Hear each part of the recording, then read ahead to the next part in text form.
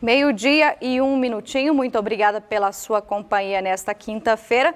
O TBC1 de hoje começa com um assunto de interesse de todos os pais com filhos na escola: a volta às aulas presenciais. Até agora o que vale é a continuação das aulas à distância por mais um mês. Por isso eu chamo a repórter Denise Parreira para falar com a gente sobre esse assunto.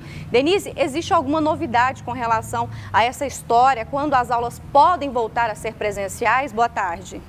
Boa tarde, Danila. Boa tarde para todo mundo. Pois é, o que todo mundo quer saber, né? Esse assunto interessa muito aos pais, aos alunos também, que já estão aí sem aulas há mais de 40 dias, né? Querem saber quando vão poder retomar a rotina, quando as escolas vão ser reabertas. As aulas, como eu disse, estão suspensas há mais de 40 dias, foram suspensas lá naquele primeiro decreto do governo estadual para combater a pandemia no dia 15 de março. Só que nos últimos dias tem se falado que as aulas poderiam retornar só em agosto. Essa foi uma informação veiculada hoje pelo jornal O Popular. Outro debate também em relação a esse assunto é sobre as férias. Algumas escolas particulares até cogitaram antecipar as férias, né? Já que as aulas estão suspensas, de repente cogitar as férias para o mês de maio, mês de junho. Só que o próprio sindicato dos colégios particulares orientou, defendeu que as escolas ainda não façam isso, até que seja definido, até que tenha alguma novidade sobre esse calendário acadêmico, até que se saiba realmente quando essas aulas vão retornar. O sindicato dos colégios particulares alegou que, de repente, pode ser que as escolas antecipem as férias para agora e depois tenham que ficar um longo período sem recesso, né? Sem poder dar recesso para os seus funcionários, os professores e também para os alunos. E nós procuramos o Conselho Estadual de Educação e também a Secretaria de Saúde, para saber se já existe um calendário, se já está sendo cogitada a possibilidade das aulas voltarem só em agosto. Sobre isso, o Conselho Estadual de Educação disse que o que está valendo é a suspensão das aulas presenciais até o dia 30 de maio.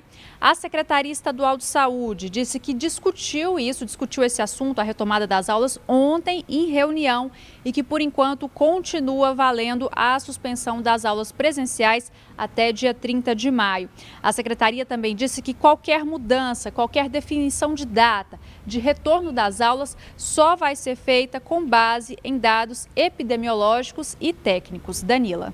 Obrigada pelas informações, Denise. É uma situação realmente que tem que ir acompanhando conforme a Covid-19 vai evoluindo, né, para saber quando é seguro voltar para as aulas. Obrigada, Denise.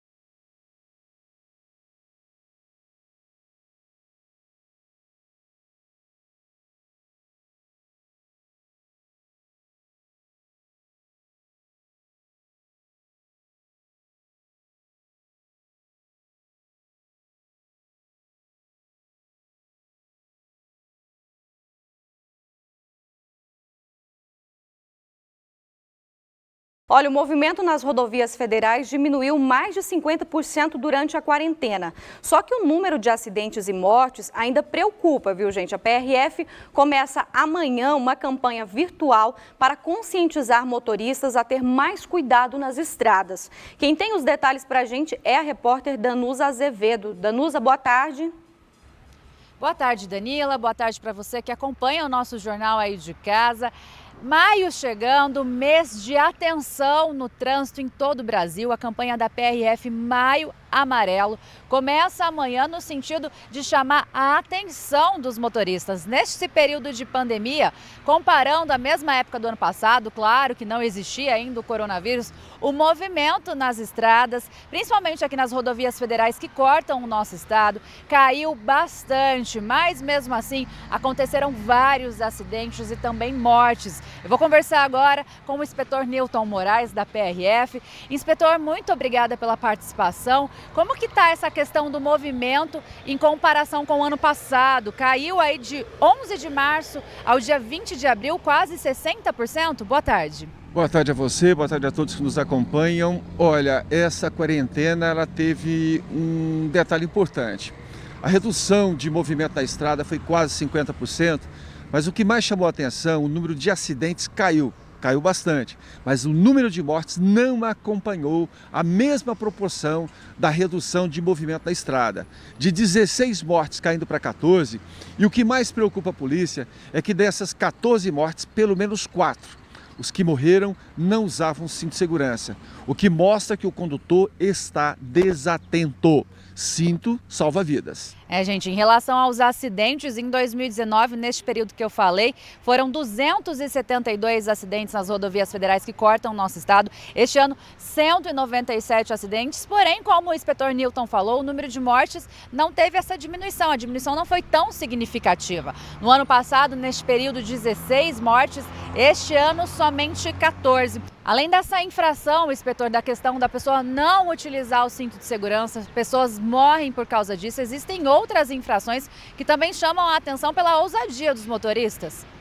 Olha, 2 infrações acabaram trazendo muita complicação nas estradas desse período aí da quarentena. As ultrapassagens proibidas e a não utilização do cinto de segurança. São infrações graves que comprometem a segurança daqueles que estão dirigindo de forma correta, e a sua atitude compromete a sua segurança, das pessoas que você transporta e principalmente dos outros motoristas. Dirijam com responsabilidade. Em relação ao Maio Amarelo, inspetor, qual que é a mensagem dessa campanha? E nas estradas, os policiais estarão fazendo mais abordagens? Como que vai ser esse mês? Esse ano uma campanha diferente, ela é virtual. Não vamos ter trabalho presencial, mas queremos que você, quando for viajar, quando estiver na rodovia, quando estiver na cidade, respeite a legislação. Tudo aquilo que você puder fazer para não envolver em acidente, para não machucar ninguém, com certeza vão ser leitos hospitalares que vão ficar à disposição dos doentes de coronavírus. Portanto, é importante a sua participação. Faça a sua parte. Falando em coronavírus, a PRF também trabalha na questão de conscientização das pessoas, principalmente na utilização de máscaras, né? Como que está sendo esse trabalho, inspetor? Olha, nós estamos aqui na estrada, principalmente com caminhoneiros que viajam de norte a sul. Esse trabalho foi feito durante todo esse tempo, então é orientando passageiros, motoristas, toda parada que você tiver, observe bem onde você vai entrar. Você vai ter contato com pessoas que você não tem conhecimento, não sabe a situação daquele local. Então use a máscara, o álcool em gel e, preferencialmente, se puder, fique em casa. Inspetor, muito obrigada pela participação. Então, é isso, Danila. Maio Amarelo chegando, amanhã, dia 1º de maio, é feriado. Se você puder, fique em casa. Não pegue as rodovias para viajar, para ver amigos, que realmente esta não é a época. A gente está passando por uma pandemia mundial. O coronavírus está matando muita gente e tem que redobrar a atenção nas estradas, porque as estradas, os acidentes também são perigosos. Danila, eu volto com você aí no estúdio. Obrigada, Danusa. É uma excelente relação que o inspetor Newton fez, né? Quanto menos acidentes graves, menos pessoas vão para hospitais e mais leitos vão estar disponíveis aí para atender os pacientes, as pessoas que tiverem coronavírus, que estiverem a Covid-19.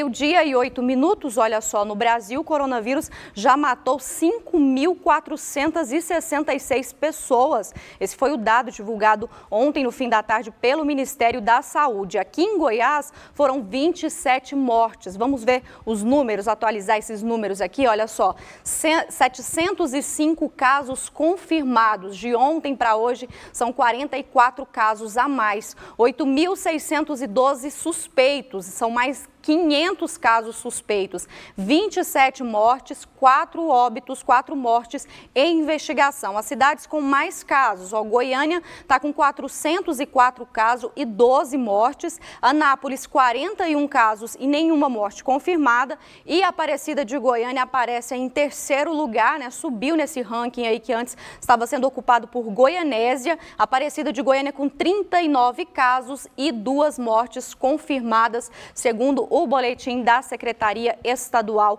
de Saúde, que foi divulgado ontem também no fim da tarde. E em entrevista ao jornal Valor Econômico, o governador Ronaldo Caiado disse que pretende restringir todo e qualquer tipo de comércio se o número de casos confirmados de coronavírus continuar a crescer aqui em Goiás. Vamos ouvir.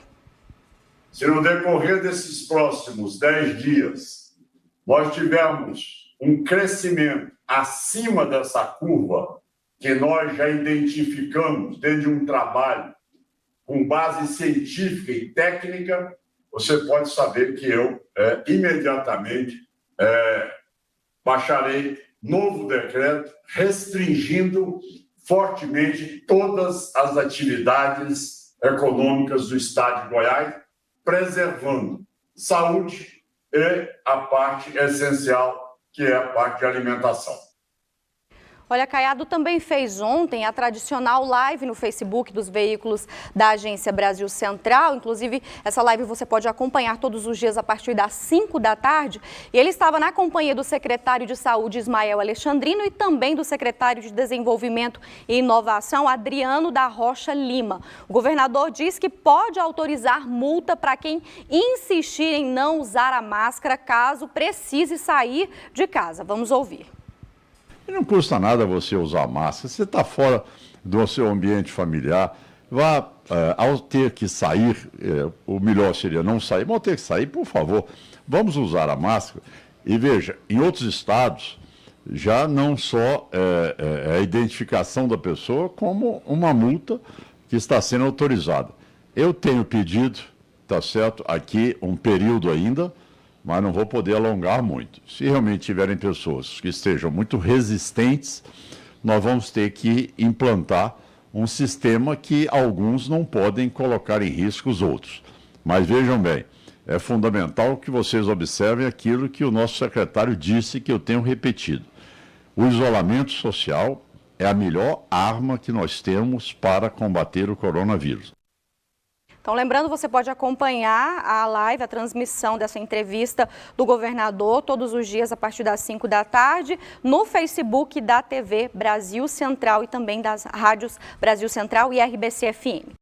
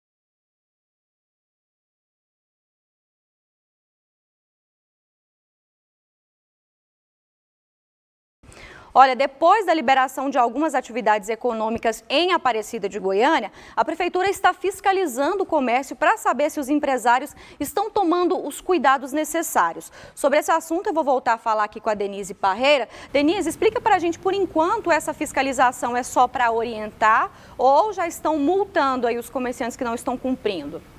Danila, por enquanto é só orientação sim, mas a partir de segunda-feira os fiscais vão começar a autuar os comerciantes que não estiverem trabalhando, atuando de acordo com as normas desse decreto municipal. Desde o dia 28 de abril, 24 atividades comerciais foram liberadas lá em Aparecida. Mas as lojas, os empresários precisam seguir medidas de higiene, como, por exemplo, o uso de máscaras, Não permitir que pessoas sem máscaras entrem no estabelecimento, oferecer também álcool aos clientes e ajudar a cumprir também as medidas de distanciamento social, cuidando para que não haja aglomerações dentro do estabelecimento, dentro das lojas, Hoje cedo também teve fiscalização aqui em Goiânia, lá na região da 44. A Guarda Civil Metropolitana chegou a recolher mercadorias de vendedores ambulantes por lá e determinou também o fechamento de 6 lojas que não deveriam estar abertas, estavam lá com as portas abertas. As mercadorias desses vendedores ambulantes foram levadas para um depósito municipal. Se eles quiserem reaver, vão ter que pagar uma multa de R$ 350. Os funcionários das lojas que estavam abertas foram orientados a baixar as portas. Hoje também teve fiscalização da Vigilância Sanitária aqui de Goiânia. É a primeira ação de um grupo que foi montado só para fiscalizar essas ações de combate à pandemia do novo coronavírus. Um grupo montado pela Prefeitura. Hoje a Vigilância Sanitária começou essa ação de fiscalização lá no setor Bueno. Daqui a pouco a gente vai ver essa reportagem. Danila. Obrigada pelas informações. Denise, a gente lembra que a Aparecida flexibilizou o comércio, mas você que é comerciante não sabe se a sua loja pode abrir ou não, tem o site da Prefeitura onde você pode consultar por meio do CNPJ e saber se pode trabalhar normalmente, a orientação que deve seguir.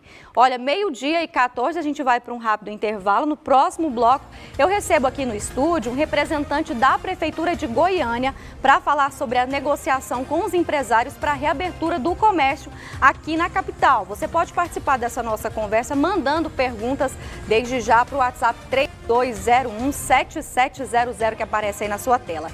E uma decisão judicial manda empresas de ônibus divulgar em tempo real informações sobre a frota que está nas ruas. A gente volta já já, 12h15.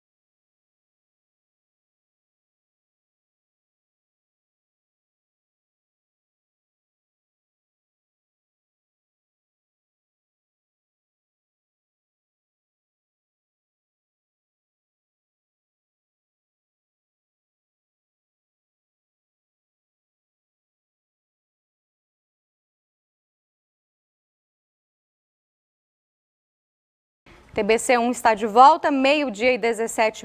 E olha só, a Justiça determinou que as empresas de transporte coletivo informem em tempo real quantos ônibus estão em circulação na região metropolitana aqui da capital. A Danusa tem mais informações a respeito desse assunto. É uma resposta aí, aliás, um auxílio para os passageiros que estão enfrentando longas filas nos terminais, Danusa?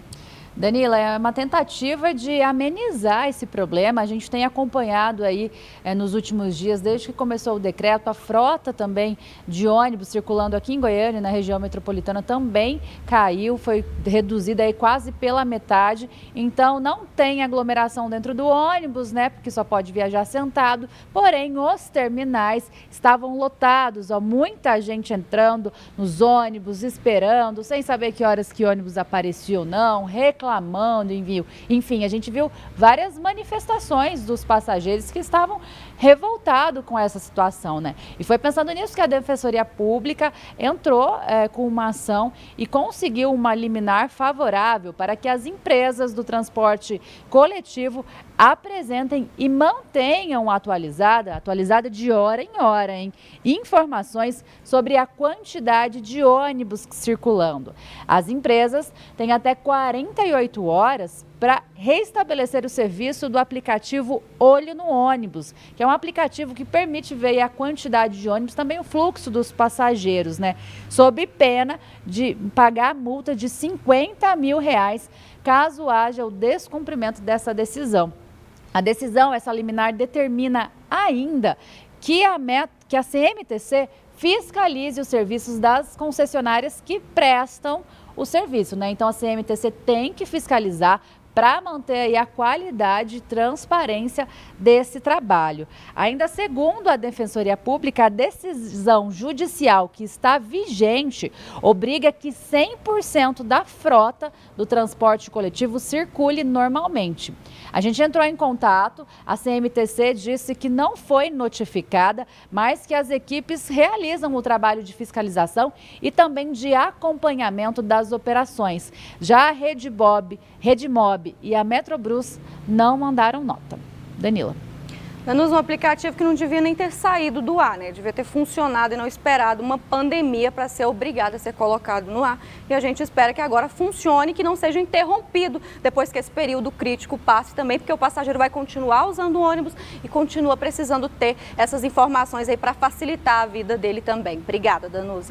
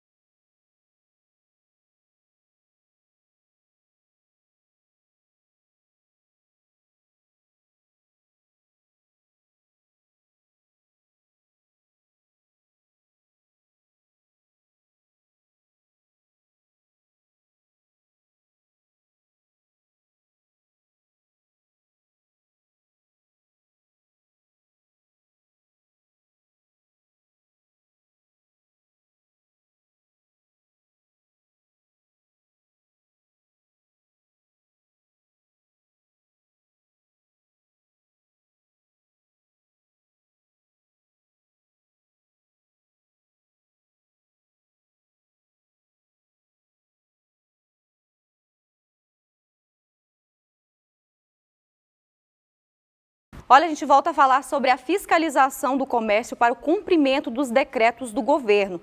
Aqui em Goiânia, o trabalho começou pelo setor Bueno, que é o bairro, gente, com o maior número de casos de Covid-19 na capital. Este supermercado no setor Bueno foi o primeiro visitado pela Central de Fiscalização Covid-19, comitê temporário criado pela Prefeitura de Goiânia para averiguar o cumprimento das regras previstas nos decretos de combate à pandemia do novo coronavírus. Nesta primeira etapa, a fiscalização ficou a cargo da Vigilância Sanitária. O primeiro momento, a observação de qual comércio pode estar aberto. Onde se descobre qual comércio está aberto? Existe um site criado no governo estadual, www.go.gov.br, onde cada comerciante pode observar se ele está autorizado a funcionar ou não. Além de observar o escalonamento de horário para a abertura, o comércio precisa seguir algumas regras. Os funcionários devem usar máscaras e oferecer álcool em gel para os clientes. O fiscal no local que vai observar as condições de funcionamento e vai definir se ele notifica, se ele autua ou se ele até pode pedir para fechar até resolver a situação. Os fiscais da Vigilância Sanitária não encontraram irregularidades no supermercado, mas reforçaram a necessidade de vigilância em relação ao número de pessoas que entram ao mesmo tempo e também do uso obrigatório da máscara. Apesar de todas as mudanças de rotina implementadas, o mais difícil ainda é contar com a colaboração e a mudança de comportamento das pessoas. Às vezes quer entrar sem a máscara, sem o uso da máscara, às vezes é um colaborador ou outro que não quer estar utilizando a máscara, então a gente está adotando medidas mais severas mesmo.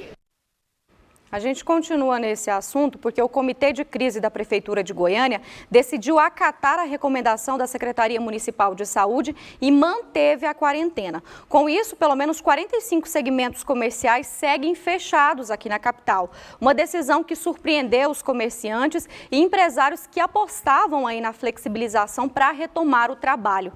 Para falar desse assunto, eu vou aqui na nossa salinha, porque a gente recebe hoje o secretário de Desenvolvimento Econômico e Trabalho de Goiânia, o Alisson Moreira. Boa tarde, secretário. Obrigada pela sua participação. Boa tarde. Então, a gente está acompanhando uma pressão muito grande, né, que está sendo feita por alguns segmentos, como, por exemplo, feiras, como a Feira Hippie, né, alguns feirantes aí dizem que querem retomar o trabalho, academias, shoppings, camelódromos também. Existe alguma conversa, alguma negociação, alguma expectativa desses comércios poderem voltar a funcionar? Bem, a Prefeitura, ela criou um fluxo para poder avaliar se abre ou se não abre alguns segmentos do comércio, indústria e serviços lá na Prefeitura. Então, o segmento que quiser abrir faz uma solicitação para a SEDETEC, que é a Secretaria de Desenvolvimento Econômico. Nós avaliaremos as questões de economia e, uma vez avaliado questões demográficas, de faturamento e tudo mais, nós passamos para a Secretaria da Saúde Municipal, para ela olhar questões de epidemiologia, se o risco de contágio e tudo mais. Com esses dois resultados na mão, nós levamos para o Comitê de Crise. O Comitê de Crise é formado pelo prefeito, por alguns secretários, e lá nós decidimos quais ações, quais medidas temos que tomar de combate à pandemia. Então, esse tem sido o fluxo. Já recebemos solicitações de mais ou menos 45 segmentos diferentes, e todos os segmentos estão sendo avaliados. Não existe, então, uma negativa ainda com relação a esses segmentos? Não tem uma negativa. Até porque esses segmentos eles vão voltar. A questão é quando e em que condições. E nós estamos fazendo um trabalho muito minucioso para entender quais estabelecimentos poderiam voltar e em que momento. E a SEDETEC avalia as questões econômicas e a Secretaria de Saúde as questões de saúde pública. O difícil é achar o equilíbrio.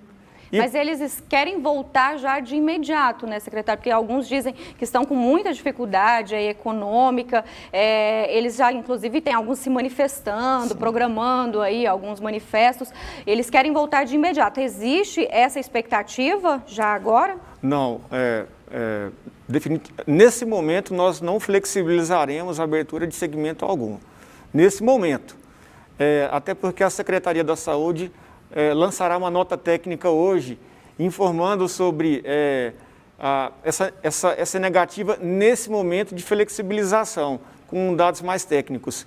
Nesse momento, nós não temos informações epidemiológicas favoráveis à abertura do comércio. Pelo contrário, os nossos resultados, que em relação a outras capitais são até bons, têm piorado nos últimos dias.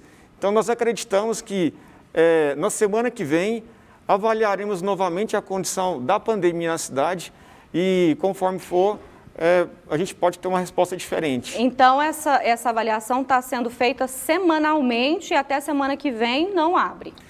Semanalmente existe a reunião do Comitê de Crise. No entanto, nós estamos levando essas questões para o prefeito assim que elas aparecem. Está tudo muito rápido lá na Prefeitura. Na semana que vem, a Prefeitura vai receber milhares de testes rápidos e eles serão aplicados em regiões estratégicas da cidade. Com isso, nós pretendemos ter mais informações e talvez até flexibilizar o funcionamento de alguns segmentos. Qual que é o dia que tem a reunião da próxima semana? As reuniões acontecem às segundas-feiras, às 9 da manhã. Então, até segunda-feira, em primeira mão aqui na TV Brasil Central, o comércio, esses segmentos comerciais não abrem? Não abrem. Não abrem. A gente viu também uma conversa com relação a bares e restaurantes, inclusive foi uma iniciativa deles, né, não voltar a funcionar agora. Como que está essa negociação para esse setor de bares e restaurantes? Para encontrar esse ponto de equilíbrio entre economia e saúde, nós estamos conversando com todos os segmentos que realizam as solicitações. Um deles foi o segmento de bares e restaurantes. Então, Então, nós avaliamos a quantidade de funcionários que vão ser beneficiados com essa volta do segmento, avaliamos a quantidade de clientes que também serão beneficiados, o impacto disso no transporte público coletivo, para entender no detalhe e assim conseguir fazer um cronograma de liberação. Os bares e restaurantes, eles entendem que realmente existem outros segmentos com prioridade maior para poder voltar, mas eles estão dispostos a seguir as normas que a Secretaria da Saúde definirem para poder voltar, que seja parcialmente. Então, esse canal de comunicação existe e estamos muito próximos à Prefeitura dos segmentos. A Feira Hippie faz parte desse grupo aí de 45 que não deve voltar a funcionar até semana que vem? Sim, a Feira Hippie, infelizmente, é uma feira especial, é diferente de feira livre, que é aquela feira de hortifruti. Isso inclui todas as feiras de roupas também? Todas as feiras de roupas. A Prefeitura de Goiânia tem seguido o decreto do governo à risca, de forma muito alinhada até. E no último decreto do governo do estado, liberou o funcionamento de feiras livres, que são as feiras que vendem hortifruti. Mas, infelizmente, as feiras especiais não. Existe uma solicitação com a gente, nós estamos conversando para ver uma possibilidade ou de voltar parcialmente, ou então da Prefeitura ajudar os feirantes com alguma medida de assistência. Os shoppings, por exemplo, é um segmento que às vezes era melhor até ter a loja fora, na rua, que já seria liberado, ao invés do centro, onde aglomera muitas pessoas, né? Os shoppings já estão fechados aí há praticamente 2 meses. Não existe também expectativa com relação a esses centros comerciais? Não, os shoppings, alguns já até estão fazendo adaptações. Drive-thru, como a gente mostrou ontem. Drive-thru, tapetes com produto para higienizar o ambiente. Então, alguns shoppings já começaram a fazer essas adaptações, porque nós não sabemos o momento que vai voltar, mas vai voltar. E quando voltar, não vai voltar como era. Vai voltar aos poucos e com as medidas para não aumentar a contaminação. Então, mesmo não liberando esses segmentos agora, hoje, quando isso acontecer, estaremos preparados para isso. Secretário, Dia das Mães, né, está chegando, era uma movimentação comercial muito intensa, eu acho que isso tem gerado toda essa expectativa, né, nos comerciantes. Já existe uma estimativa de quanto que Goiânia deixou de arrecadar nesse período que ficou em isolamento, que está em isolamento? Bem, o município deixa de arrecadar muito, já deixou de arrecadar muito, e o reflexo disso foram algumas medidas que a Prefeitura tomou para poder equilibrar as contas. Mas não tem uma estimativa precisa sobre essa redução, mas a redução é muito grande. E nós entendemos que os segmentos que nesse momento faturam muito vão sofrer bastante e nós na Prefeitura estamos fazendo o possível para poder contribuir. Como que tem que ficar a questão do emprego, da taxa de desemprego aqui na capital com relação a isso tudo? A CDTEC também cuida da parte de trabalho. Então, o Cine é uma das unidades da Secretaria de Desenvolvimento Econômico. Nós percebemos um aumento no número de pessoas pedindo seguro-desemprego. Mas com as medidas assistenciais e a flexibilização também de horário de trabalho, da jornada de trabalho para os trabalhadores, ainda a gente não está vendo uma demissão em massa. Isso, nesse instante, ainda não está acontecendo, mas é uma preocupação nossa. Aquele plano do governo federal, então, aqui funcionou bem? Bem, acredito que as empresas estão esperando as definições tanto do governo federal quanto da cidade, do estado, para poder ver o que pode ser feito. E já existe aí uma discussão com relação a quando passar isso tudo, a retomada da economia, o que a Prefeitura vai poder fazer para auxiliar esses comerciantes a alavancar e a recuperar?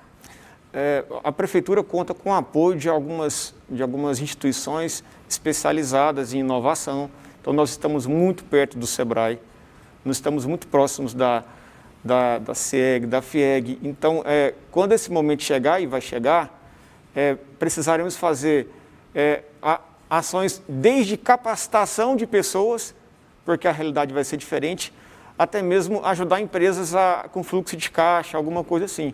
Mas nós já estamos nos movimentando para auxiliar as empresas nesse momento. A gente está recebendo mensagens e até ligações de telespectadores perguntando com relação a academias. As academias, elas não poderiam retornar mesmo mantendo o distanciamento, cada um treinando, higienizando o seu equipamento? Não existe essa possibilidade por enquanto? De todas as solicitações que recebemos, os dois segmentos que mais estão cobrando são os de shopping centers e de academia. Academia, nós não podemos olhar a academia como uma coisa só, existem alguns tipos de academia. Nós na CDTEC e na Secretaria de Saúde, estamos nos preocupando inclusive com essa divisão. Algumas academias talvez poderiam voltar, outras demorariam mais um pouco.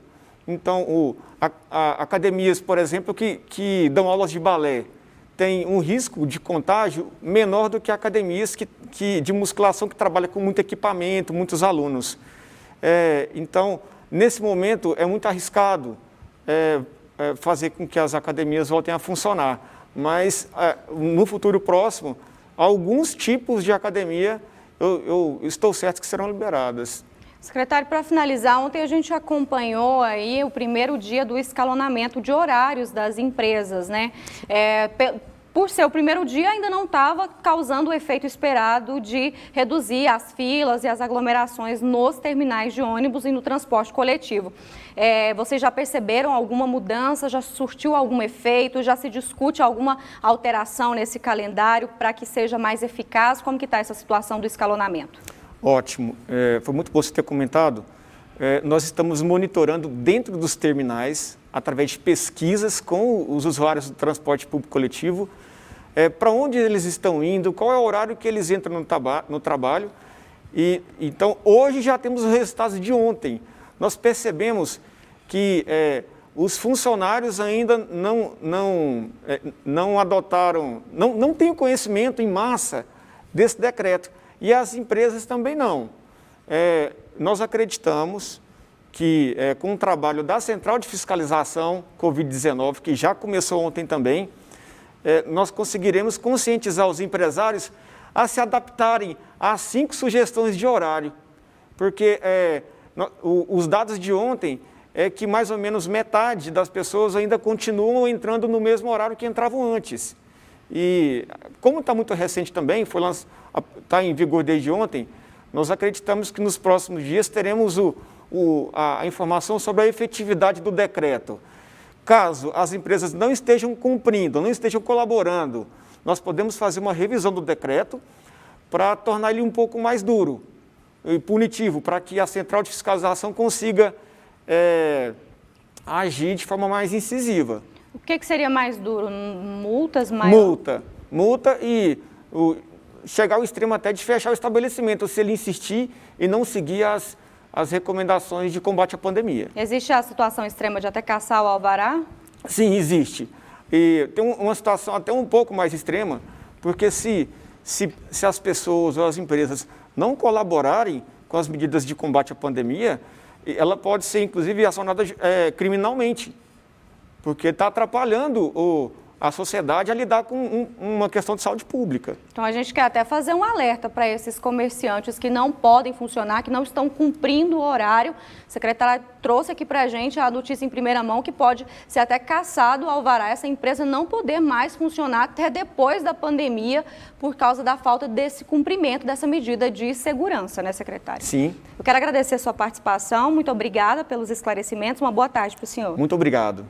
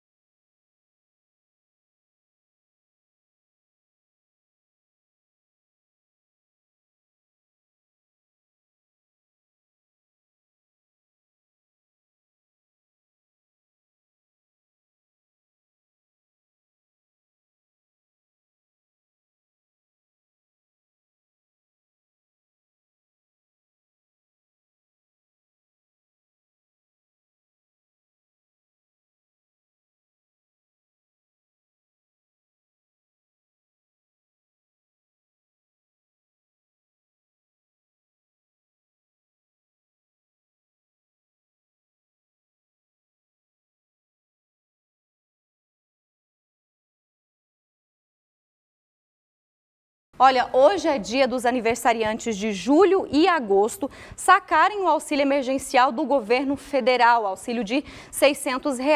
E muita gente amanheceu na porta das agências da Caixa Econômica Federal, novamente, né? Parece até imagem antiga. Quem vai trazer informações para a gente é a Danusa Azevedo. Mais um dia de muita fila, né, Danusa? Muita fila, Danila. Ontem eu andei ali por Aparecida de Goiânia, a gente filmou algumas agências da Caixa com filas enormes e hoje a situação se repetiu aqui em Goiânia, próximo aqui à TV Brasil Central, no Parque das Laranjeiras, uma agência da Caixa tem a fila, olha, dobrando a esquina. A situação nessa fila de hoje, em relação à fila que a gente mostrou ontem, lá na Avenida Independência, da Caixa da Avenida Independência, em Aparecida de Goiânia, é que pelo menos hoje estava tendo aí uma distância maior entre as pessoas, porém, a gente ainda viu gente sem máscara, olha, como nessas imagens, ou pessoas com máscaras, mas utilizando aqui, ó, no queixo, utilizando a máscara de forma errada. Aí, né, não preciso nem falar, não adianta nada, se não cobrir a boca e o nariz, não adianta nada colocar a máscara no queixo. Como você disse, Danila, hoje, dia 30 de abril, quem nasceu em julho e agosto tem direito a esse auxílio emergencial do governo é quem pode ir a uma agência da Caixa para fazer o saque imediato. 4 de maio, aqueles que nasceram em setembro e outubro, e 5 de maio, quem nasceu em novembro e dezembro. A gente novamente entrou em contato com a Caixa para ter uma resposta em relação a essas filas, para que essa situação não se repita amanhã e depois, mas nós recebemos praticamente a mesma nota que a Caixa enviou ontem para a nossa produção. Nessa nota, a Caixa disse que tem atuado para amenizar os impactos econômicos, que tem mais de 44 milhões de brasileiros que têm acesso a esse auxílio e que implantou um escalonamento, né, esse calendário de saque, exatamente para não ter aglomeração. Mas nas filas as pessoas, mas a Caixa disse que nas filas existem muitas pessoas que não estão ali para buscar esse auxílio emergencial, e sim para buscar outros serviços essenciais, como por exemplo o saque do seguro-desemprego e o Bolsa Família sem cartão. A Caixa disse que um levantamento feito na segunda-feira, dia 27, mostrou que 1 em cada 5 pessoas que estavam na fila não estavam ali por causa do auxílio emergencial.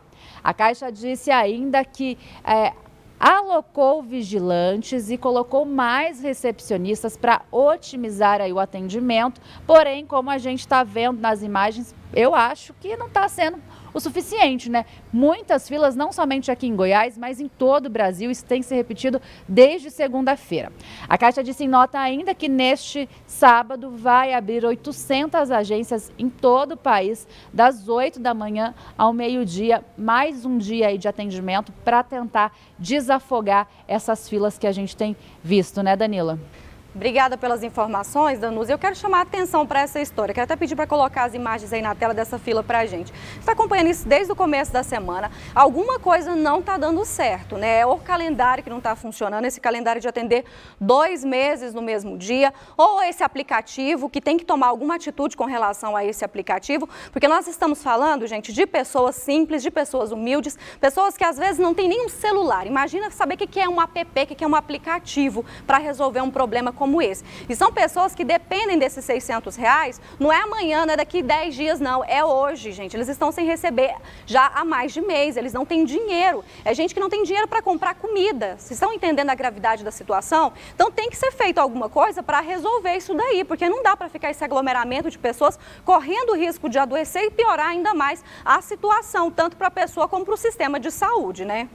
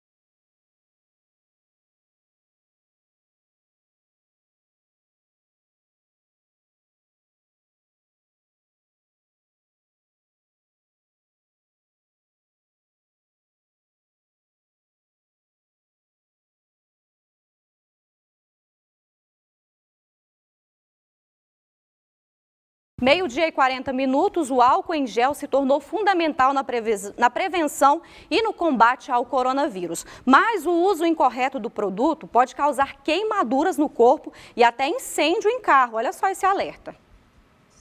Seja o álcool em gel ou o líquido, o produto tem se tornado indispensável para a higienização não só das mãos, mas também dos veículos.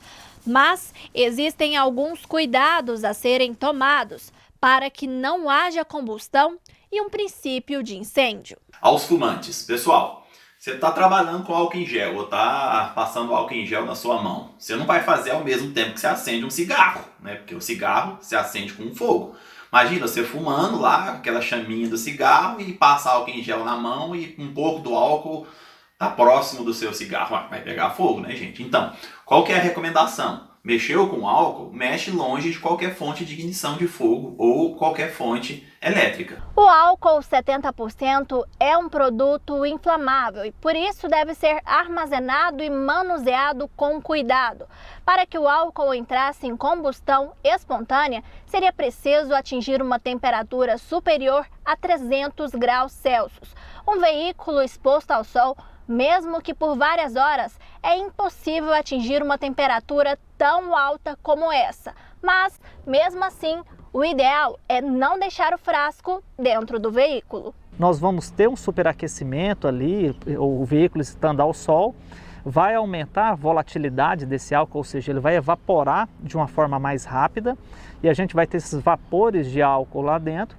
E quando a pessoa entra no carro, acende, vai acender um cigarro, ou vai colocar um celular para carregar, ou vai até mesmo fazer o acionamento do veículo, pode gerar um incêndio. Então o ideal é que isso não aconteça. Colocar o álcool em embalagens incorretas, como garrafas PET, também é perigoso. Vale lembrar que o frasco precisa estar bem fechado e em local fresco. O ideal é que a pessoa, quando abrir chegar no carro e abrir depois de um longo tempo exposto ao sol, é que ela abre os vidros desse carro antes de mexer no vasilhame de álcool, abre as portas para poder fazer a ventilação e só depois disso ela manusear. Ela pega esse vasilhame com cuidado, porque ele pode estar bem tensionado por conta dessa pressão do volume de vapor inflamável ali dentro, retira ele de dentro do carro e abre ele no ambiente externo, ventilado, para evitar qualquer tipo de acidente.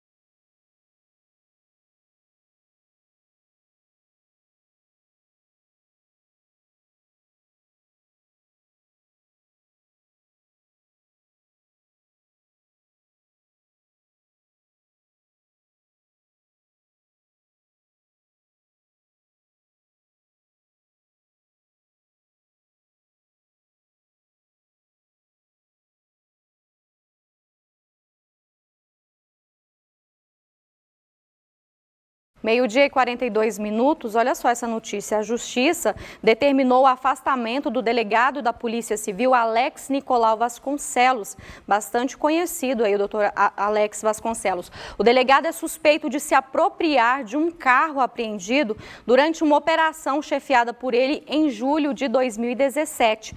A investigação apontou ainda que o delegado deu o carro para a namorada.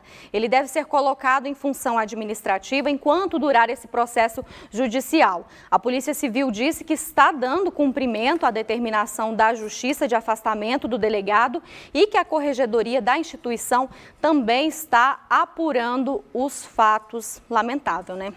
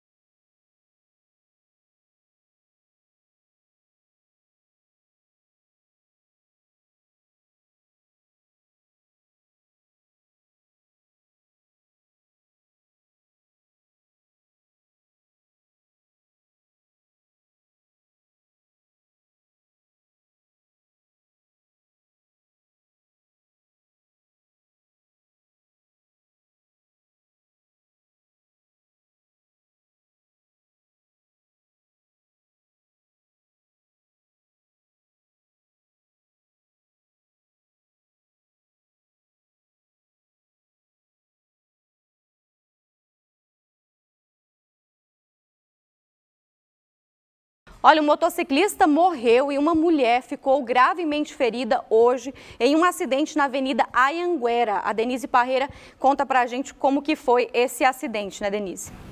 Danila, o acidente aconteceu na Avenida Anhanguera, no setor Esplanada dos Anicuns, hoje de madrugada, por volta das 3 horas da manhã.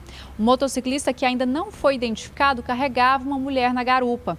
Segundo testemunhas, quando eles estavam ali na avenida, perto do cruzamento com a Consolação, Avenida Consolação, um caminhão que estava na faixa da esquerda acabou colidindo com a moto, derrubando a moto, quando tentou virar à direita, entrar na Avenida Consolação. O motociclista ficou preso em uma das rodas dianteiras do caminhão. Infelizmente, ele não resistiu aos ferimentos e morreu no local. A passageira que estava com ele, a mulher, foi resgatada pelo Corpo de Bombeiros e encaminhada para o UGOL. O motorista do caminhão fez o teste do bafômetro, que deu resultado negativo. Danila. Obrigada, Denise. Olha, no próximo bloco tem as dicas de filmes do Jarléu Barbosa para você assistir aí de casa. E a UEG suspendeu o vestibular do segundo semestre. A gente te conta detalhes dessa suspensão logo depois do intervalo, 12h45.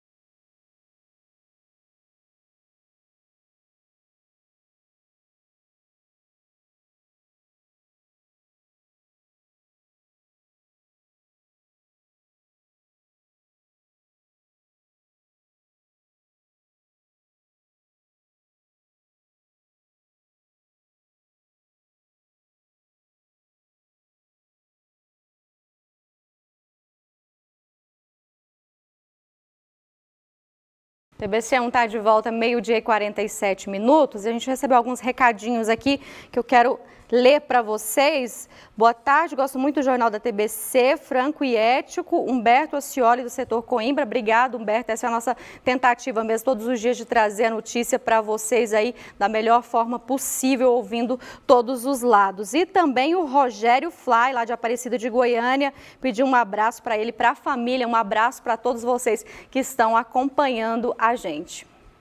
Olha, a Universidade Estadual de Goiás suspendeu o vestibular que aconteceria no segundo semestre. Danusa está aqui de volta com essa notícia. Não existia aí a possibilidade de fazer esse vestibular à distância, Danusa?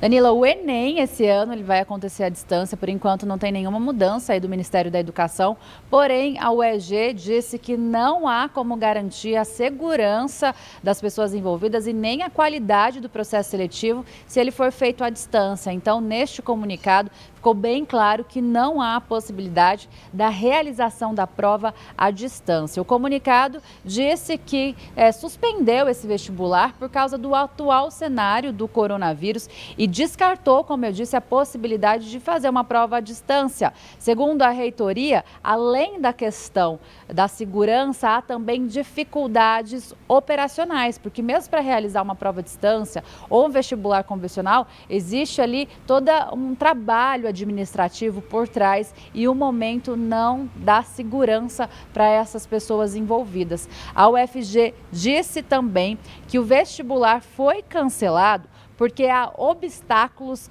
verificados para operacionalizar o ano letivo e ainda formar novas turmas. Então, por enquanto, o vestibular do meio de ano da UEG está cancelado, o vestibular foi tirado do ano de 2020 e vamos ver aí se há alguma mudança, né, Danila? Estamos aguardando, mas por enquanto cancelado. Obrigada pelas informações, Danusa.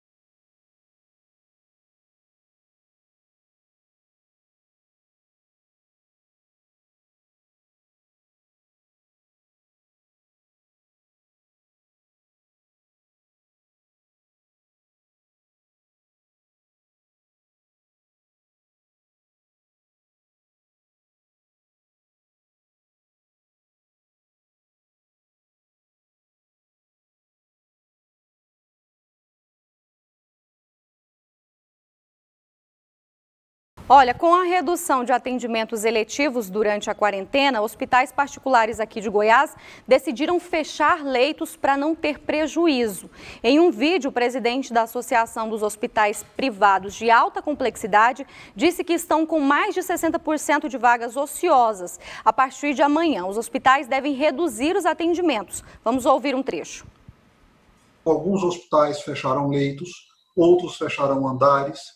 Alguns fecharão o pronto-socorro, diminuirão a nossa capacidade total, nosso número de leitos, infelizmente será diminuído. Esse é o custo de não termos tido a ajuda que precisávamos.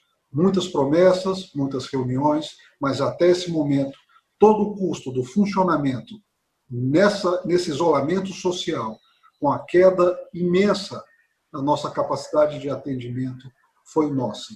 Nós não conseguimos mais bancar isso.